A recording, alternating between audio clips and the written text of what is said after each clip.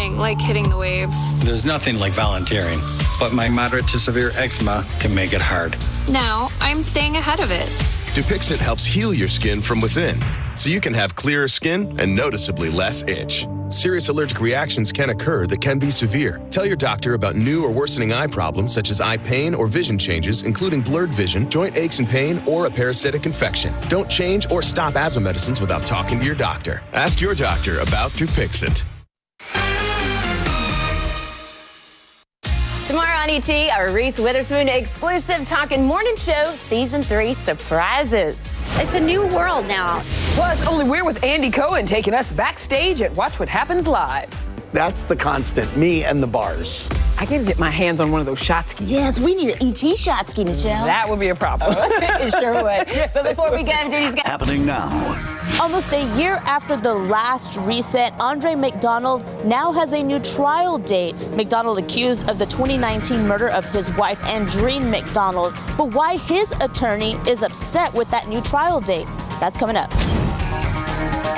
And fall is finally in the air. Wait till you see how cool it's going to get in just a few mornings. I'll break that down along with how much rain fell and where. And millions of dollars are being spent on collagen supplements. What's behind this trend and how you can find it in foods naturally? The News at 5 starts right now. The first at 5, an Air Force major accused of murdering his wife now knows when he will go on trial. A year after that trial was delayed, a new trial date set today. He's accused of killing, then hiding the body of Andreen McDonald, sparking a massive search for the missing woman.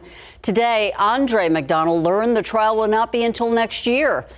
Eric Hernandez explains why his lawyer thinks that's too far away. For over a year, defense attorney John Convery has been ready to go to trial in the case of Andre McDonald. It's way too much delay. We made a motion to dismiss the case for not giving him a speedy trial. McDonald is charged with tampering with evidence and the murder of his wife, Andreen McDonald. Andreen disappeared in February 2019, and an extensive search took place to find her, but it wasn't until 6 months later her burned remains were found on a private property in northern Bexar County. The state has said 399 District Court Judge Frank Castro denied the dismissal, and McDonald will now have to wait until January 17th of next year to have his day in court. His attorney arguing that they would rather go to trial next month, but the state says they needed more time to gather all their witnesses. The only request that the state has is that we do have some witnesses that are in the FBI, some witnesses in the military, some witnesses that are even out of the country. We would request at least 2 months to be able to comply with all that. Last October, a reset was granted for the state after new evidence had been given to them by the Bexar County Sheriff's Office. McDonald's bond was lowered and he was able to make bail in November. Despite having to wait again, Convery says he will be ready for trial in January.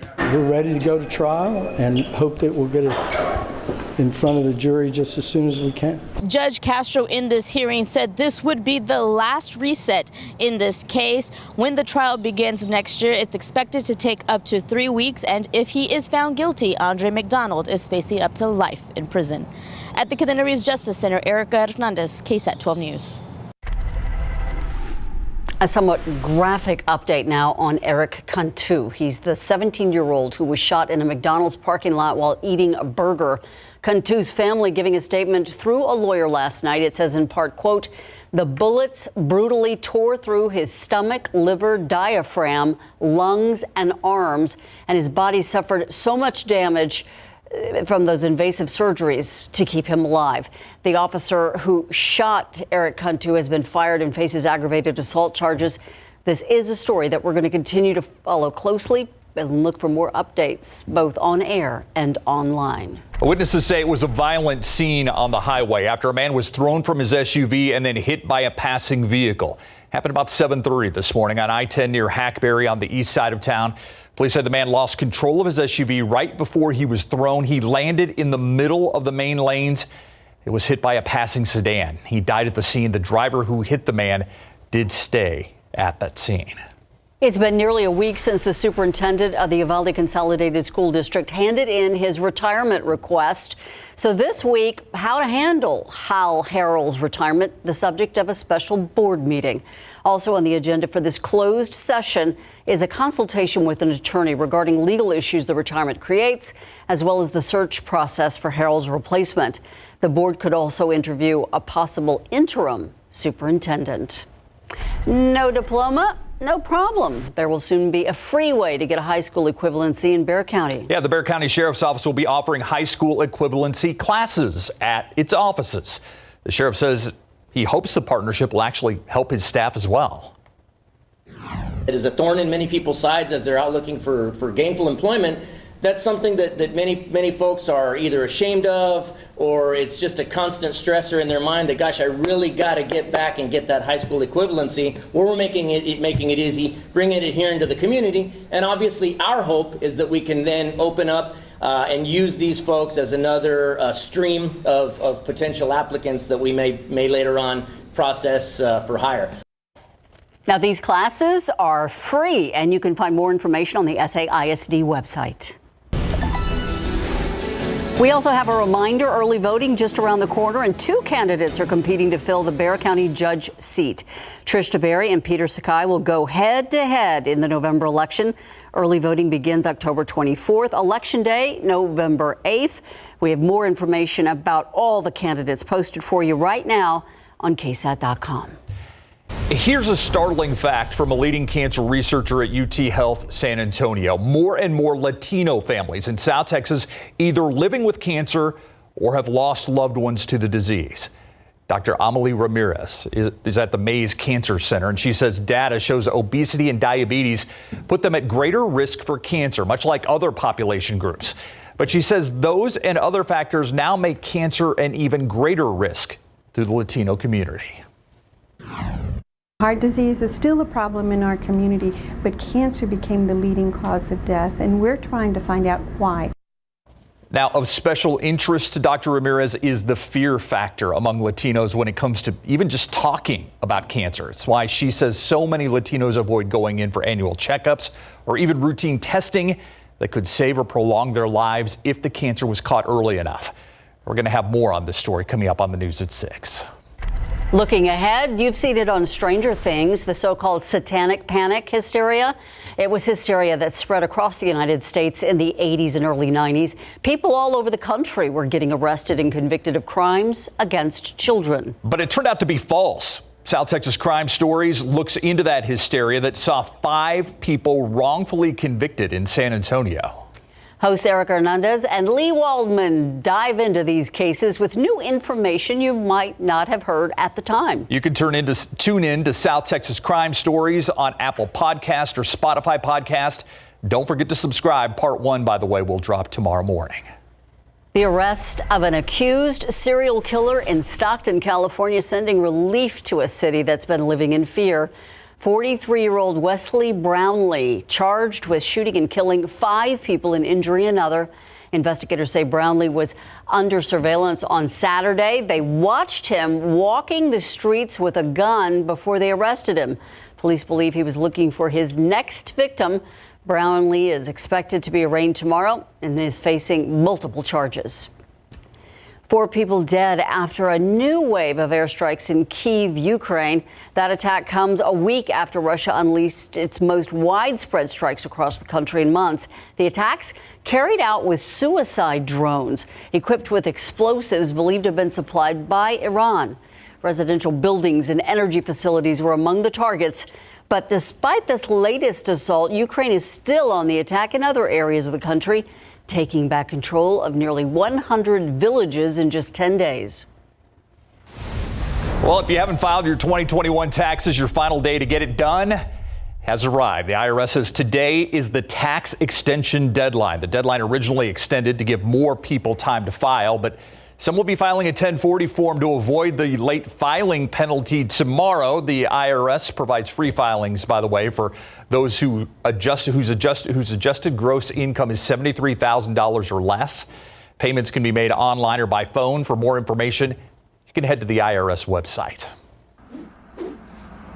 We're going to take a look outside with your traffic authority cameras, and there you see it. It seems like everybody's already home, enjoying maybe a walk outside. Hardly any traffic along the roads today at I-10 and Woodlawn. Just beautiful out there today. Something we haven't felt for quite some time around here. That good, crisp fall-like weather, and it's in the air, and it's only going to get cooler in the coming days. We'll jump into those details in a moment. First, a quick look at the radar. Nothing left over in San Antonio. Actually, we have some sunshine overhead. You go west of town, a little bit of activity moving through Concan, north of Uvalde, north of Canipa as well. This is gradually coming to an end. I don't anticipate this very light shower activity to last much longer. Then you get far south of town, LaSalle, McMullen counties and Point southward. Just some leftover showers a little closer to the cold front and still some upper level support. But that's all we have out there. Otherwise, as I mentioned, we have some sunshine locally. Hey, Leon Springs, a little over half an inch lakey. Joanne's backyard, nearly 2 inches of rain. In Talia's backyard in Eagle Pass, 1.5, but upwards of 3 inches, just a little farther north up the Rio Grande. And Schertz picked up about 3/4 of an inch. Locally, at Mico about 0.93, even near Lavernia, just over an inch. And New Braunfels had nearly 7/10 of an inch. So pretty good accumulations out there today, especially for some folks farther to the west of town, closer to the border. Partly cloudy early this evening, then some increasing clouds. Can't rule out a stray shower or two later tonight. But I do think there's one part of town and one part of our area that has the best odds for rain in the morning. I'll break that down along with just how cool it's going to get and when. Coming up, Ursula. Thank you, Adam. And can you believe it? It's been 24 years since the 100-year flood here in San Antonio. We all remember it very well. Back on October 17th, 1998, it started to rain and it just kept on raining. At one point, there were 10 inches falling in an hour. It started overnight on a Friday, and by Saturday morning, floodwaters were already covering many streets, neighborhoods, as well in a number of cities. Officially, the city of San Antonio recorded more than 15 inches of rain. KSAT brought the community extensive coverage of that historic event. Many members of our current news team, Steve Spriester and I among them, were on the air nonstop for days. And right now on our website, you can read about our staff's accounts during our coverage, and you can watch our archived video from Sky 12. It is really something. It shows areas of San Antonio and surrounding areas submerged and waterlogged. Just look for this story on KSAT.com. One of those stories you will never forget. Well, still ahead on the news at 5. Have you heard about the collagen craze? Lots of people are turning to the supplement with hopes of looking and maybe feeling younger, but does it actually work? We're going to tell you what the experts are saying after the break.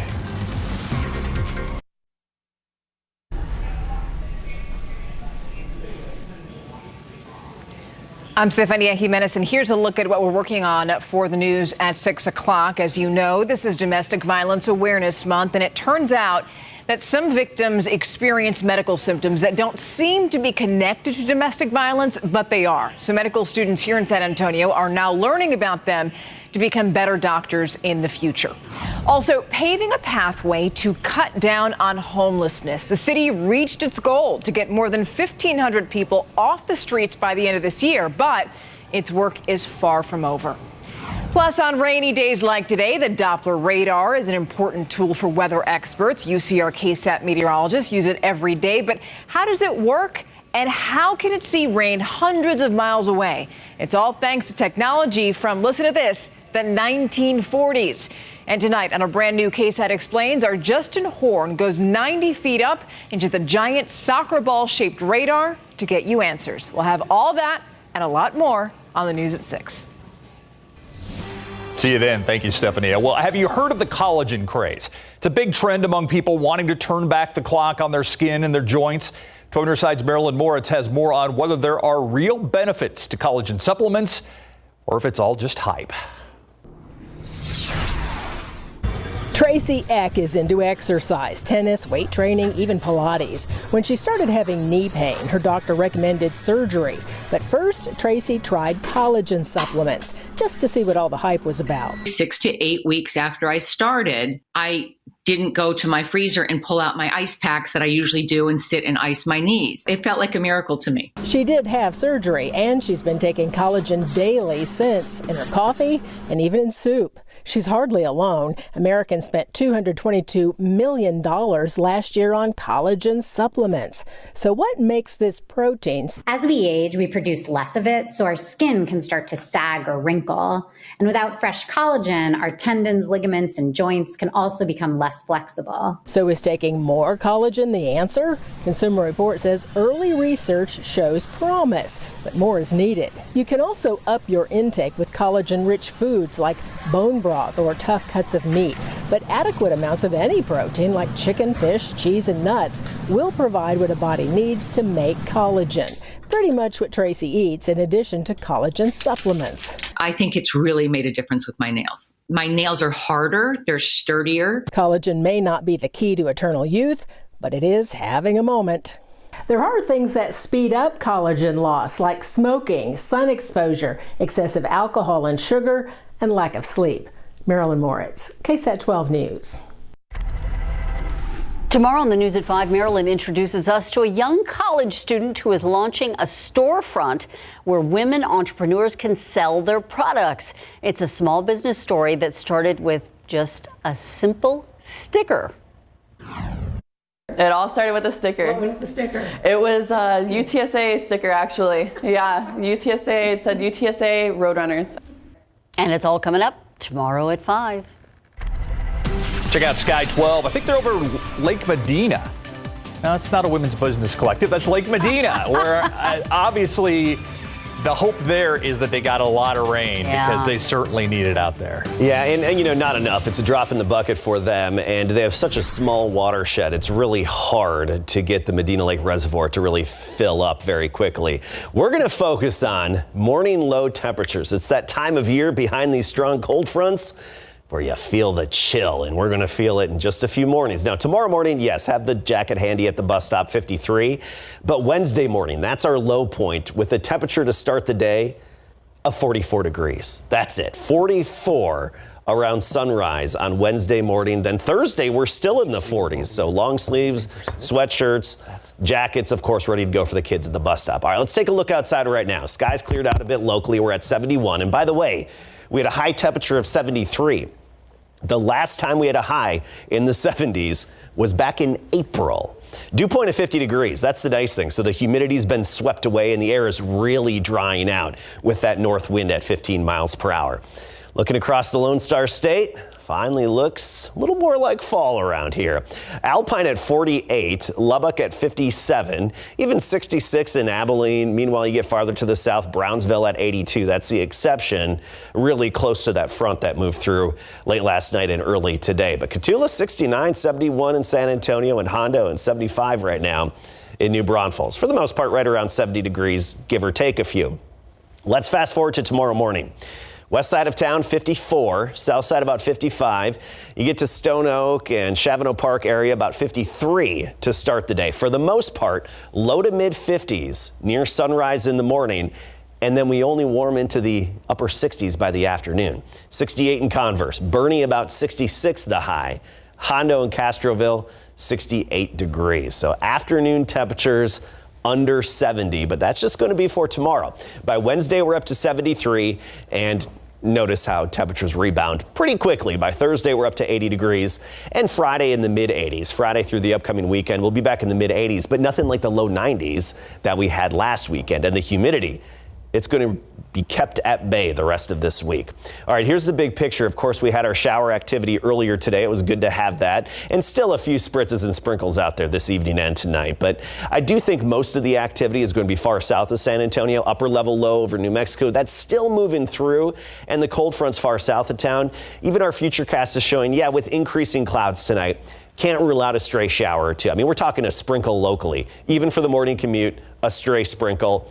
But most of the actual rain shower should be far south of town. Dimmitt, LaSalle, McMullen counties, maybe even creeping into Atascosa and Karnes counties. But overall, I think most of us are done with the rain. Just far south of town, you have that shot in the morning tomorrow. Otherwise, a few sprinkles, isolated showers, mainly south, early in the morning. Some clouds early, then gradual clearing into the afternoon. Again, we go from low to mid 50s in the morning only to the upper 60s with the north-northeasterly wind at 10 to 15. Not quite as gusty tomorrow.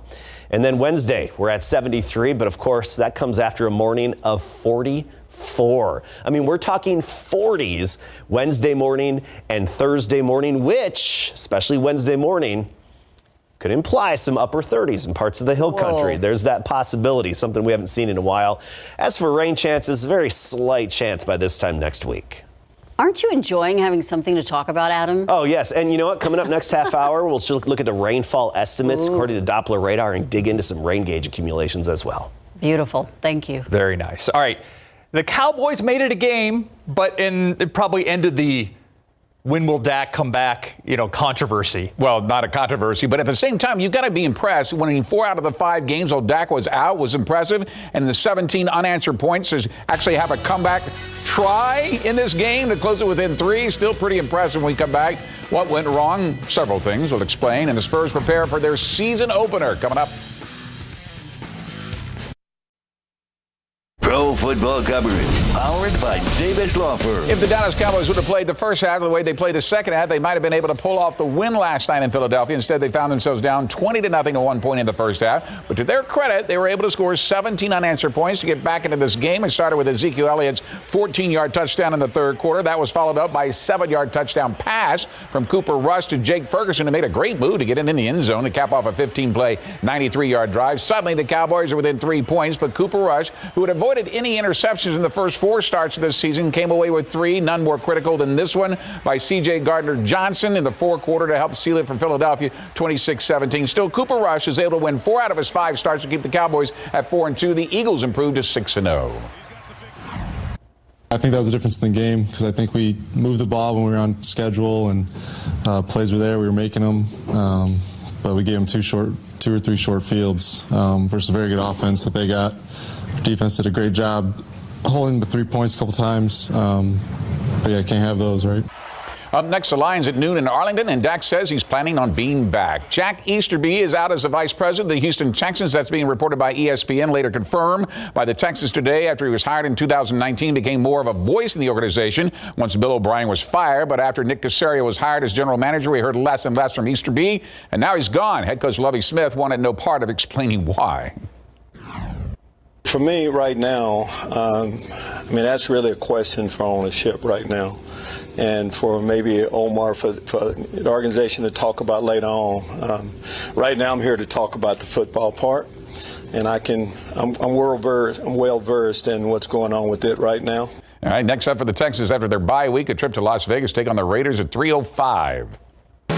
Our San Antonio Spurs tip off their regular season this Wednesday when they host the Charlotte Hornets with the youngest roster in team history that includes 5 19-year-olds. After missing the last playoffs, the last 3 years, it'll be a challenging season. According to our viewers in our instant replay poll last night, believe the Spurs will only win 20 games or less this season. That same season, remember, the Spurs had back in 96-97 that led to the Spurs winning the draft lottery, resulting in Tim Duncan. Now it's about rebuilding this season. It all starts on Wednesday against the Charlotte Hornets at the AT&T Center at 7 p.m. Our live coverage begins at 5 o'clock. So we're looking forward to Pop's 27th season as the head coach of the Spurs. Go Spurs, go. You got it. Thanks, Greg. Keep on going. We'll be right back. Here we go. Tomorrow, gradual clearing, 53 in the morning to start the day. Then we'll be in the upper 60s by the afternoon. Wednesday, Thursday, much cooler. We'll start those days down in the 40s. And I know a lot of people have been waiting for this. It's here. Sweater weather is here. Thank you. And thank you for watching the News at 5. World News up next. We'll see you back here at 6.